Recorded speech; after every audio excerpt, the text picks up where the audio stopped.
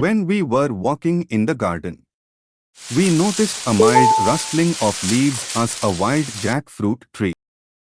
What we saw was a tailor bird nest. Tailor bird is found in woodlands, scrubs and garden. 3 eggs and 12 days incubation period.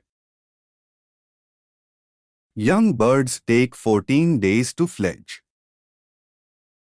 Color: brightly colored, green or grey upper part and yellow, white or grey underparts.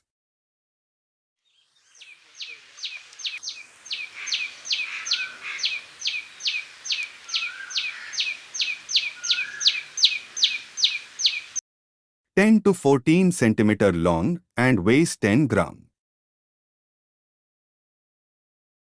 Breeding season peaks in the month of June to August. Insectivorous feeding pattern and feeds on nectar from flowers. Youngons come out of the nest. Mother keeps feeding them for 2 more days. Take shelter in the sago palm. Then they fly away.